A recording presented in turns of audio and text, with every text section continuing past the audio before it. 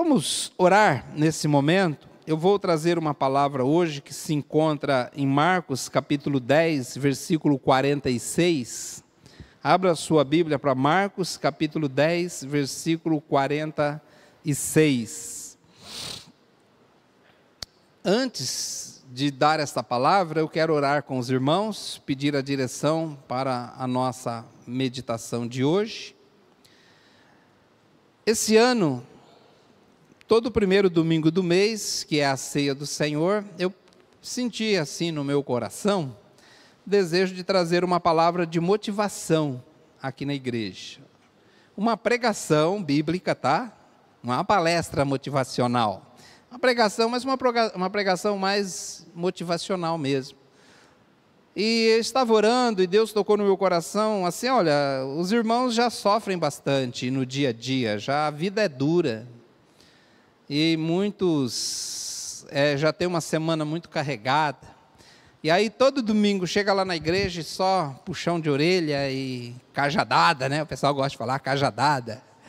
Aí fica difícil, né, irmãos? Então, uma vez por mês, pelo menos, no primeiro domingo, você vai ouvir uma palavra que eu espero realmente poder transmitir um pouco de paz, um pouco de confiança, um pouco de esperança e assim você sair daqui um pouco mais aliviado. Amém? Ou você prefere a cajadada só? Senão é de primeiro a último domingo, não tem problema não. Mas o título da minha mensagem hoje é Jesus ouve. Jesus ouve. Antes de ler o texto, quero orar.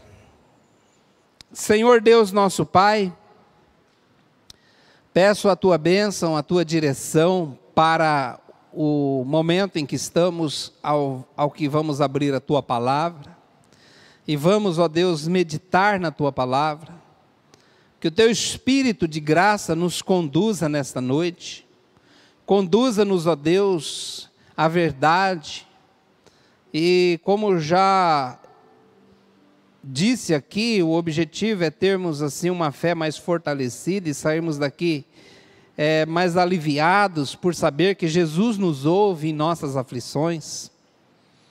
Que o Senhor possa nos conceder, ó Pai, esta fé a partir do momento em que lermos esse texto. Em nome de Jesus, eu oro por aqueles que estão em casa também assistindo o culto online e que a bênção do Senhor os alcance também. E se porventura alguém for ver esta mensagem posteriormente, que o Senhor possa abençoar também em nome de Jesus. Amém. Marcos, Evangelho de Marcos, capítulo 10, a partir do versículo 46. Diz assim a palavra de Deus. Então chegaram a Jericó, quando Jesus e seus discípulos, juntamente com uma grande multidão, estavam saindo da cidade, o filho de Timeu, Bartimeu, que era cego, estava sentado à beira do caminho pedindo esmolas. Quando ouviu que era Jesus de Nazaré, começou a gritar: Jesus, filho de Davi, tem misericórdia de mim. Muitos o repreendiam para que ficasse quieto. Mas ele gritava ainda mais: Filho de Davi, tem misericórdia de mim. Jesus parou e disse: Chamem-no. E chamaram o cego. Ânimo, levante-se, ele está chamando. Lançando sua capa para o lado, de um salto pôs-se em pé e dirigiu-se a Jesus. O que você quer que eu lhe faça? Perguntou-lhe Jesus. O cego respondeu: Mestre, eu quero ver. Vá, disse Jesus. A sua fé o curou. Imediatamente ele recuperou a visão e seguia Jesus pelo caminho. Hoje eu quero falar sobre um personagem inusitado, o mendigo. O que o mendigo espera receber sempre é uma esmola.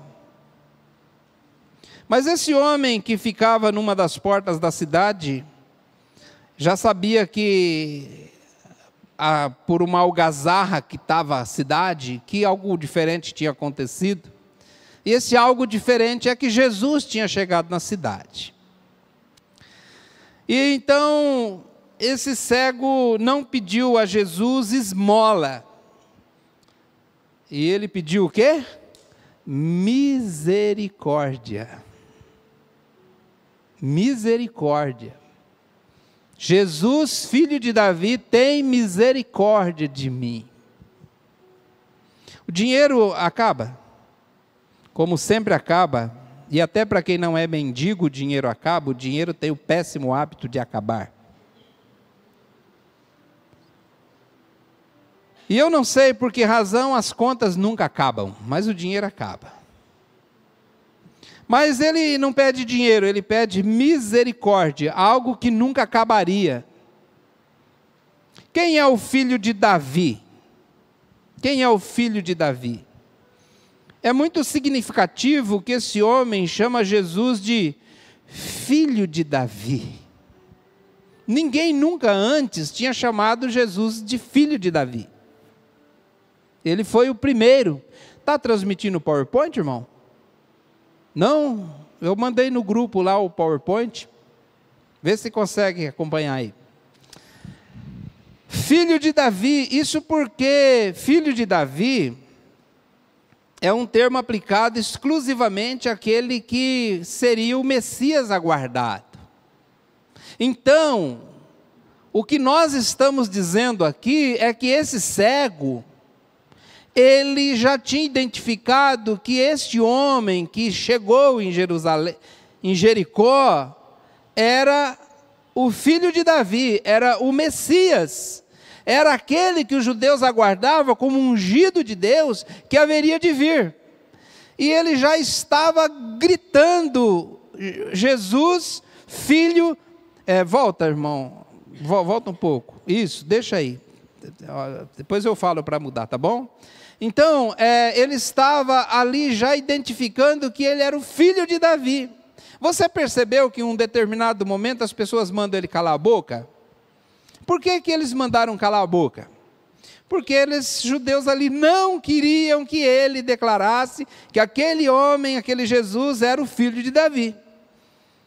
Não é ele, não pode ser. Então cala a boca, fica quieto, você está falando besteira. Mas quanto mais eles falavam para ele ficar quieto, mais ele gritava. E ele gritou mais alto: Jesus, filho de Davi. Eu vi um certo pastor que gosta muito de usar humor em suas mensagens, pregando nesse texto, dizendo que Jesus estava com brincadeira, quando perguntou para esse cego: o que queres que eu te faça? Obviamente, ele quer ver, não é tão óbvio assim. Faça um teste de você, encontre um cego e fala: o que eu posso fazer por você, para ver se ele vai falar que quer ver. Ele sabe que você não pode fazê-lo ver. A resposta do cego é muito forte, porque o judeu sabia que só o Messias podia abrir a vista de um cego. E aquele judeu ali, cego, estava gritando: Messias, filho de Davi, tem misericórdia de mim. E quando ele chegou, na fé dele, na certeza dele, ele falou: eu quero ver. Então Jesus não estava com brincadeira, ele estava falando muito, muito sério. Só quem não sabe de fato quem é o Senhor Jesus, ou melhor dizendo, só quem sabe de fato quem é Jesus, sabe o que pedir para ele. E esse cego, ele tem esta compreensão, ele entende por impulso da sua fé, que aquilo que doutores da lei, intérpretes da lei, não conseguiram entender. Apesar dele ser cego, ele tinha mais visão espiritual do que muitos da sua época. Ele conseguiu, apesar da sua limitação física de ser cego, espiritualmente, na fé dele, ele conseguiu compreender que Jesus de Nazaré era o Messias prometido, e estava entrando, passando ali, naquele momento, na sua cidade. Do que é que nós precisamos? Irmãos, é significativo a ideia de que este homem não pede um bem material, mas pede misericórdia. Na realidade, talvez, este homem, embora cego, como eu já disse, tem uma visão mais ampla do que muita gente. Há muitas pessoas que têm dimensionado a vida cristã em pedir coisas materiais. Tem muitas pessoas que vêm à igreja para tentar melhorar de vida no sentido financeiro. Tem pessoas que dimensionam a sua vida cristã, ou resumem a sua vida cristã, a pedir coisas materiais a Deus. Existe um pensamento na nossa sociedade, conhecido como pensamento hedonista, que é misturado à fé cristã, que faz alguns pensar que a vida espiritual equilibrada é não ter problemas, é ter prosperidade e riquezas. Mas observe bem, se havia alguém que precisava de progresso material, era este homem, porque ele era um mendigo. Provavelmente morreria como um mendigo, ignorado e desprezado pela sociedade. Mas a percepção dele é que mais do que uma esmola, mais do que alguma coisa material, o que ele realmente precisava e o que ele podia esperar de Jesus, que na fé dele era o Messias, é que ele tivesse misericórdia dele. Este homem estava num local estratégico, que era a porta da cidade. Ali as pessoas saíam, ali as pessoas entravam. E talvez até por ter sido colocado à porta da cidade, ele esperasse um dia bem movimentado. Ele já tinha ouvido que Jesus entrara na cidade, ele já tinha ouvido o que Jesus tinha feito, porque nesse mesmo dia, antes do encontro com o cego, Jesus teve um encontro com Zaqueu. Você conhece a história de Zaqueu?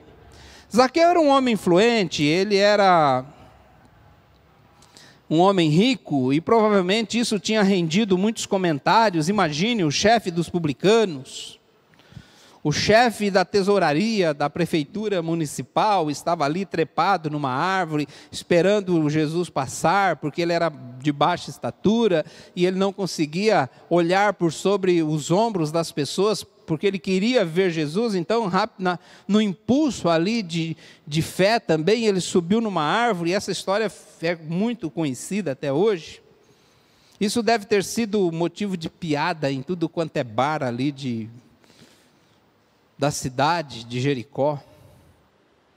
Então, todo mundo sabia que aquele pregador famoso estava ali, e o pregador sairia no dia seguinte. Então, está lá o cego no lugar estratégico, que talvez alguém levava ele e deixava ele lá para passar o dia pedindo as suas esmolas.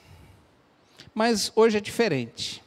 Ele estava ali, num lugar estratégico, para tentar a sorte numa única oportunidade para mudar definitivamente de vida. O que Jesus pode fazer por mim? O que Jesus pode fazer por mim? O que Jesus poderia fazer por aquele homem? Ele poderia fazer muito mais do que aquele homem podia imaginar que ele pudesse receber. Na verdade, Jesus tem uma obra muito maior para fazer na minha vida, na sua vida, do que você possa imaginar. Amém, irmãos? Ou você acha que é só isso? Não, pensa um pouquinho. Pensa no que você é como um cristão. Pensa nos frutos que você produz como um cristão. Pensa nas vitórias sobre o pecado que você tem como um cristão. Pensa no que você já alcançou na vida cristã. E eu pergunto, você acha que é só isso? Você acha que é o que Jesus pode fazer por você, é isso? Não, meu querido, Jesus tem uma obra muito maior para fazer na nossa vida do que nós possamos imaginar. Muitos pensam em ter coisas, mas eu creio que é engano frente ao que realmente a pessoa de Jesus pode fazer por nós e frente àquilo que nós necessitamos que Jesus faça por nós. Eu me lembro do pastor Ronaldo Lidório, contou uma história de um missionário indígena. Ele foi para a cidade, foi treinado, e depois eles iam alocar esse missionário numa das aldeias lá, ribeirinha, lá do Amazonas. E quando vai enviar um missionário, faz-se as contas, quanto que o missionário precisa para viver no campo, não é verdade? Esse missionário indígena, com a sua família, fez as contas e disse para a missão: preciso de R$200. Por dia? Não, por mês. R$200 é o que eu preciso. Ali não tem shopping, não tem Uber, tem pizzaria, não tem Netflix, não tem... Precisa realmente pouco. Mas alguém disse que nós criamos as necessidades de acordo com o nosso estilo de vida. Ou seja, quando migramos de uma faixa social menor para uma maior, as nossas necessidades aumentam. Já percebeu isso? Quando nós melhoramos a nossa faixa social ali, financeira, os nossos gastos também aumentam. As coisas de gente rica é mais cara do que coisa de gente pobre. E aliás, na nossa ideia social de melhorar de vida, quando você vê alguém e fala: fulano melhorou de vida, o que você imagina? Que ele está mais rico, que ele está ganhando mais dinheiro, que ele recebeu um aumento. Eu pergunto, isso é melhorar de vida? Será que é isso que Jesus tem para nós, na perspectiva dele, de melhorar de vida? Eu creio que não. No ponto de vista cristão, não é isso. Porque uma pessoa nunca se saciará de ter coisas, sempre vai querer um pouco mais. Mas se nós compreendermos que o encontro com Deus pode produzir uma mudança interior, que transforma a existência da pessoa e lhe dá uma nova vida, uma nova compreensão, novos valores, uma nova visão, uma nova estrutura, que torna capaz de suportar dificuldades, então nós vamos descobrir que o encontro com Jesus tem uma dimensão muito mais ampla do que apenas prover coisas das quais necessitamos. Quem está entendendo? Essa experiência do cego com Jesus nos traz 3 lições, eu creio que nós devemos guardar. Primeira, agora sim, Jesus ouve pessoas marginalizadas. Jesus ouve pessoas marginalizadas. A figura, o quadro pintado aqui por Marcos é um homem sentado à beira do caminho. Nossa história começa com um homem sentado à beira do caminho. Isso lembra aquela música do Erasmo Carlos, Sentado à Beira do Caminho. Quem conhece? Só ouve hino, né? Tudo bem.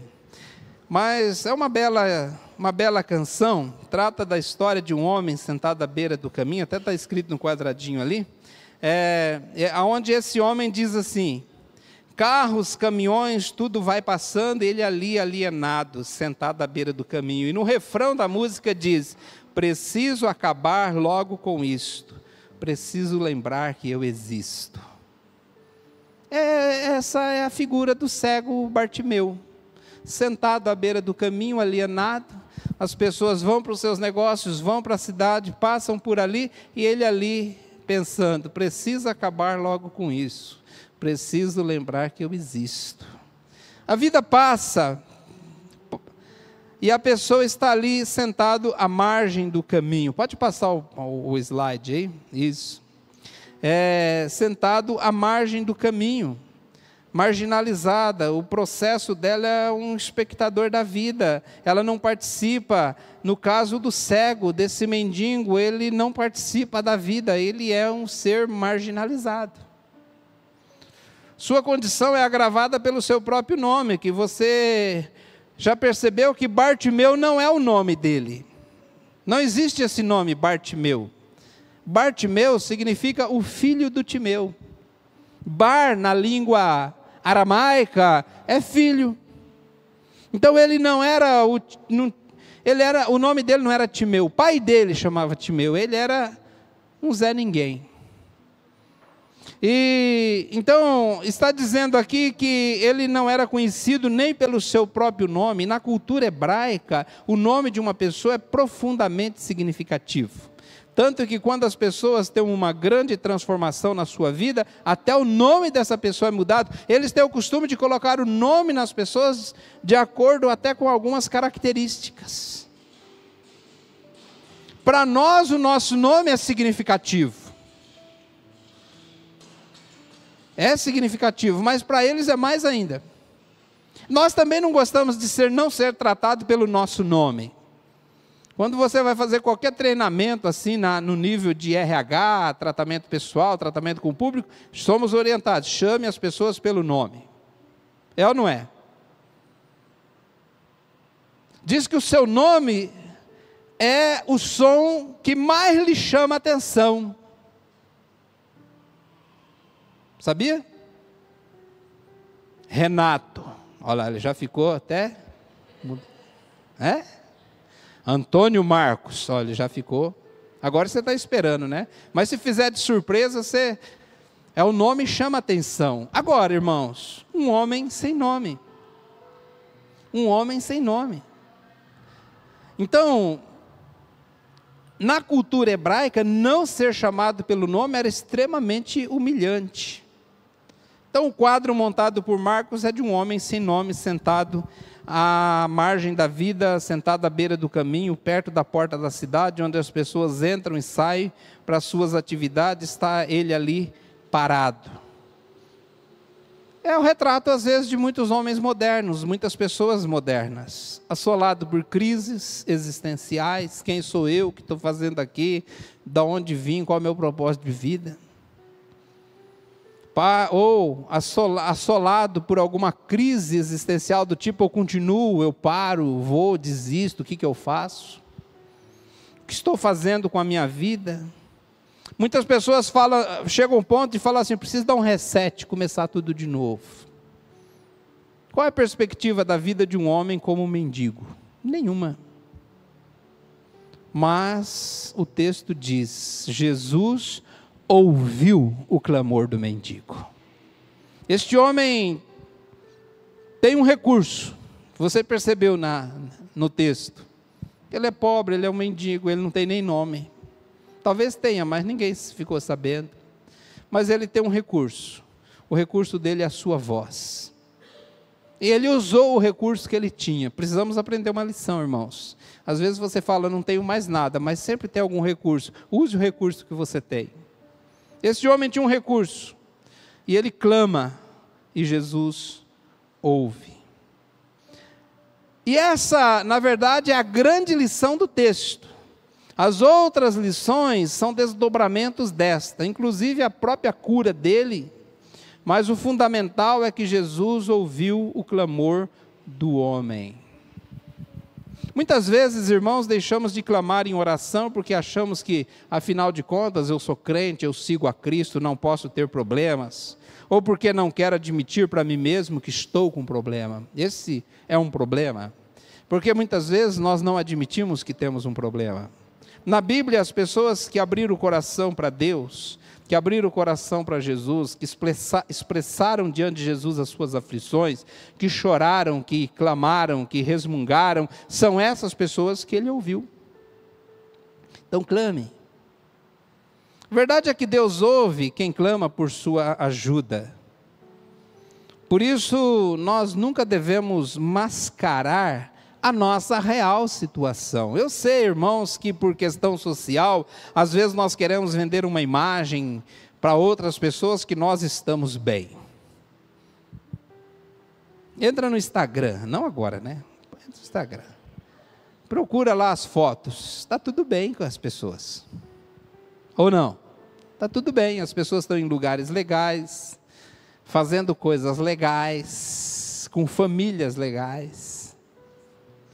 Mas a realidade não é essa. Porque lá as pessoas estão vendendo uma imagem que eles querem que as pessoas tenham dele. E eu já percebi também, às vezes até conhecendo certo contexto de vida de alguma pessoa, que quando ele está meio por baixo, aí que ele vai lá no Instagram e diz que está por cima. E coloca até o nome de Deus no meio. Sabe, irmãos? Às vezes a vida do camarada está à beira da ruína. vai tudo mal. A saúde está mal, o casamento está mal, o emprego está mal, a família está mal, as finanças estão mal, mas por orgulho ele afirma, está tudo bem, está tudo bem. Nos filmes tudo acaba bem, mas na prática não é bem assim. Muitas vezes a vida é dura, machuca, e aí vem a lição: abra sua boca, clame, porque Ele ouve. Ele ouve. Amém, irmãos? Então não tente mascarar a sua situação. Aliás, Ele conhece a nossa necessidade antes de sair o som da nossa boca. Então não esconda nada de Jesus.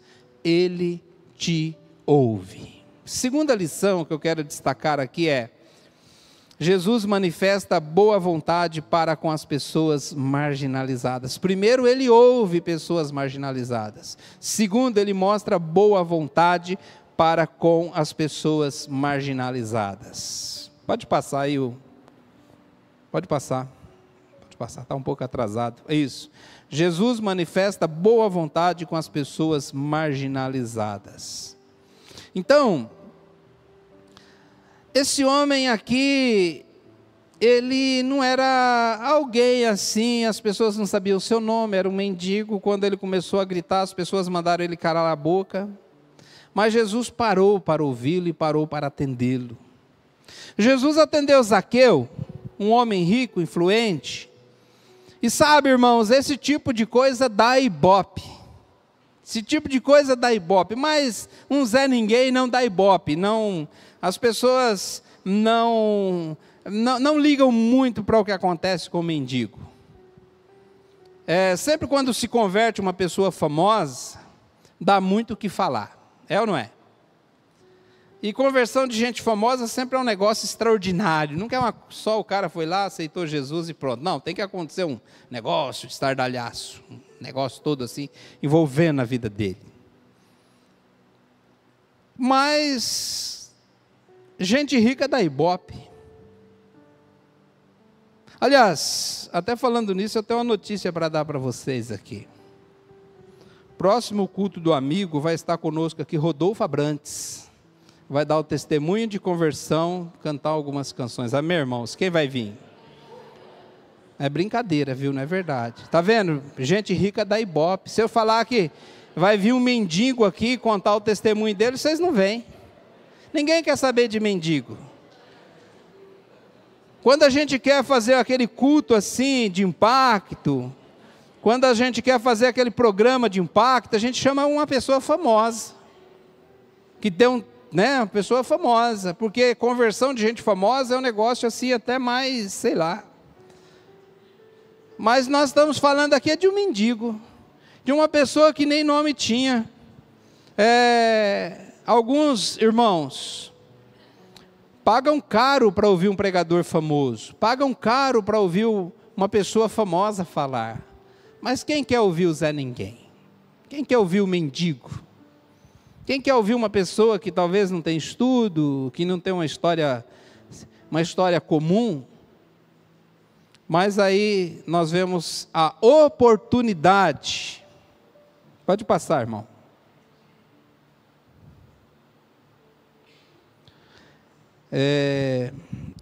Eu acho que essas coisinhas estão ao contrário. Eu não sei o que eu aprontei aí.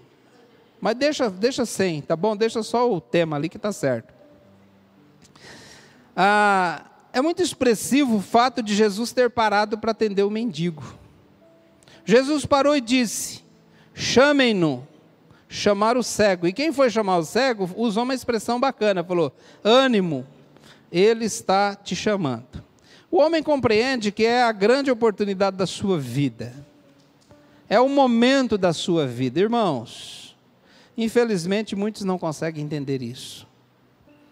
Jesus é quem está chamando. Acontece então o que diz em Tiago capítulo 4, versículo 8: chegai-vos a Deus e Ele chegará a vós. Amém, irmãos? Ele se achegou e agora Jesus chega. Ele chamou, agora é Jesus quem chama. Percebeu ou não? Há ocasiões também que nós nos mantemos tão distantes de Deus. Como as coisas não acontecem como nós queremos que acontecessem, então nós brigamos com Deus. Ou as pessoas brigam com Deus. Brigam com a igreja. Brigam com o evangelho. Somem. Na verdade, falta humildade para buscar a Deus. Às vezes eu vejo gente dizer, eu me desinteressei. Afinal de contas, eu passei por um problema e Deus não me ajudou. Eu passei por um problema e Deus não fez nada. A igreja não fez nada. Então eu me desinteressei. Eu li semana retrasada a história de uma senhora que tinha perdido um filho. E bem na época que um jovem pastor de 19 anos tinha assumido a igreja. E geralmente jovem de 19 anos não tem muita experiência ainda. E ela foi lá desabafar com o pastor, falou, onde estava Deus quando meu filho estava doente, eu perdi meu filho, e eu, pastor, eu estou muito zangada com Deus, o que eu faço? Aquele jovem pastor não falou assim, sei lá, dá uma surra nele, pega ele. Sabe, irmãos, não vai adiantar. Vai fazer alguma diferença você ficar zangado com Deus? Estou zangado com Deus. Provavelmente você entendeu tudo errado, você não entendeu as coisas como deveria ter entendido. Há pessoas que quando chega o momento da crise, em vez de quebrantar o coração, de procurar por Deus, se afasta de Deus. Quantas perguntas fazemos quando estamos passando por dificuldades? É ou não é? Às vezes perguntamos, Senhor, com tanta gente para nascer cego, por que eu? Tinha tanta gente naquela empresa lá para ser mandado embora, por que eu? Tem tanto movimento nessa estrada, nessa curva, por que eu tinha que me acidentar aqui? Por que comigo? Por que eu? Eu quero saber por que eu? Horas. Quanto tempo, quantas emoções nós gastamos, irmãos, focando a questão pelo ângulo errado. Por quê? Porque é preciso ser objetivo nas nossas orações. Marcos é bem objetivo no seu relato. E ele diz, Jesus chegou e perguntou, o que você quer que eu te faça? A resposta, eu quero ver. Então veja, pronto. O cego não quis racionalizar, e nem Jesus. Muitas vezes vamos orar por alguém, quer saber a vida toda do cara, o que aconteceu, por que isso, por que aquilo, aquela entrevista toda. Não há necessidade. Ele tinha uma necessidade, ele queria resolver a necessidade, o Messias estava ali diante dele, era a hora de falar o que ele queria, ponto final. Como nós perdemos, irmãos, às vezes, tempo em detalhes desnecessários. O que é que nós pensamos muitas vezes? Que para conseguir alguma coisa de Deus, precisamos jejuar 30 dias. Precisamos contribuir com tantas noites, participar de tantas correntes. Será? Será que não, às vezes, precisamos abrir o nosso coração e falar para Deus o que nós queremos? Procura na Bíblia depois uma norma operacional de como se aproximar de Deus. Não tem. Não tem. Tem. Achegai-vos a mim e eu chegarei a vós. Clama a mim e eu te responderei. Então, qual é o requisito para se achegar a Deus? Nesse texto responde, uma alma carente e um Salvador misericordioso. Amém, irmãos? Uma alma carente e um Salvador misericordioso. Só isso. Uma pessoa que necessita de um Salvador que ouve. Uma pessoa que tem uma necessidade de um Salvador que ouve. De um lado a necessidade, de outro a misericórdia. De um lado a carência, do outro lado a graça. Porque às vezes nós temos o costume de tornar as coisas tão complexas. Salvação, por exemplo, é simples. O carcereiro perguntou para o apóstolo Paulo, o que eu faço para ser salvo? Vou dar aqui as normas, as regras e tudo que você tem que fazer. Não. O que ele respondeu? Crê no Senhor Jesus, será salvo tu e tua casa. Simples. Não tem nada de complexo nisso. Mas nós achamos que é pouco. Aí colocamos a instituição, colocamos ritos, regras e tal. Nós temos a tendência de dificultar aquilo que Deus tornou fácil. O que queres que eu te faça? Eu quero ver, só isso. Jesus não fez um monte de pergunta para o cego. Jesus não colocou um monte de norma para o cego cumprir primeiro. Senhor, tem misericórdia de mim. Tem misericórdia de mim. Chama ele aqui. O que você quer? O que você quer que eu te faça? Senhor, eu quero ver. Veja, a tua fé te salvou. Então eu pergunto para os irmãos essa noite: qual é a sua real necessidade? Precisamos aprender a reconhecer o que realmente é a nossa necessidade.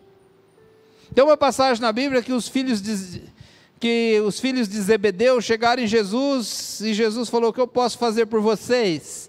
Eles falaram: nós queremos que no reino um sente à direita e o outro senta à esquerda, pode ser?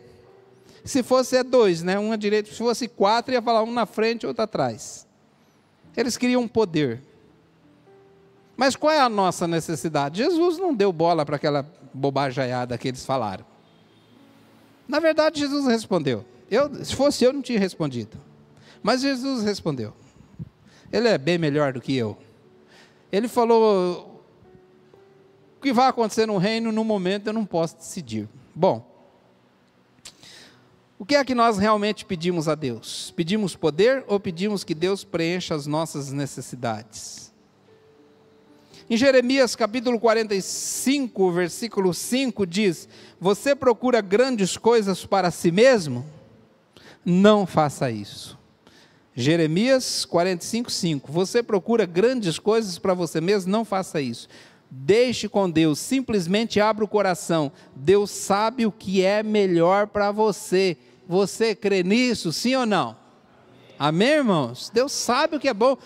Clame por misericórdia. Ele sabe o que é bom para você. Deixe com Deus. Foi isso que Jesus disse.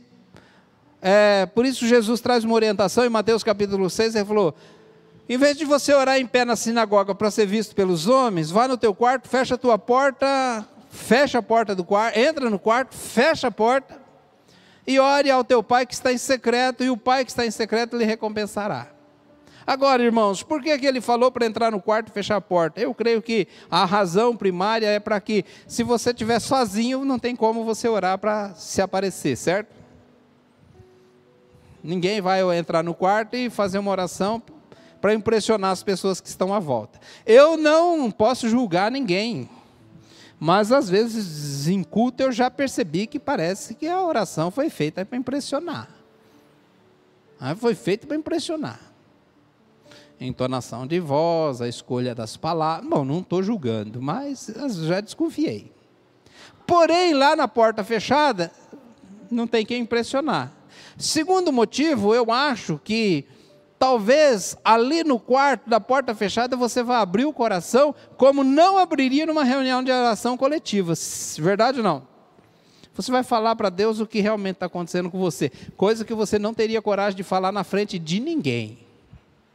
Mas ali na porta fechada do quarto, você abriria o coração para Jesus. Então, abra seu coração para Jesus. Ele manifesta boa vontade com aqueles que se achegam a Ele. Terceira e última lição, irmãos, que eu quero destacar nesse texto, é que Jesus muda a situação de pessoas marginalizadas. Ele muda a situação de pessoas marginalizadas. E diz aqui no caminho. Estava pensando, lendo esse texto, qual é a palavra-chave do texto? E a palavra-chave do texto é caminho.